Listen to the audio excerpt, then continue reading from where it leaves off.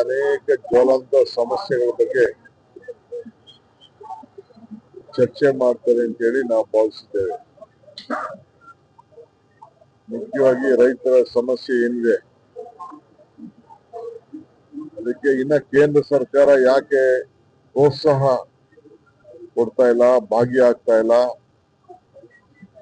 MRP ಗೆ ಹಣ ಯಾಕೆ ಅವ್ರು ಬಿಡುಗಡೆ ಮಾಡ್ತಾ ಇಲ್ಲ, ಕೇಂದ್ರ ಸರ್ಕಾರ ಯಾಕೆ ಖರೀದಿ ಮಾಡ್ತಾ ಇಲ್ಲ,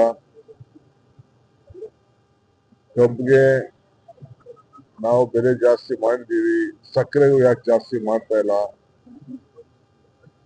ಇವೆಲ್ಲ ಕೂಡ ವಿರೋಧ ಪಾರ್ಟಿಯವರು ಚರ್ಚೆ ಮಾಡಬೇಕು, ಕೇಂದ್ರ ಸರ್ಕಾರದ ಮೇಲೆ ಒತ್ತಾಯ ಮಾಡಬೇಕು ಅನ್ನೋದು ನಮ್ಮೆಲ್ಲರ ಅಭಿಲಾಷೆ ಕೂಡ ಇದೆ. ವಿಶೇಷವಾಗಿ ಕಿತ್ತೂರು ಕರ್ನಾಟಕ, ಕಲ್ಯಾಣ ಕರ್ನಾಟಕ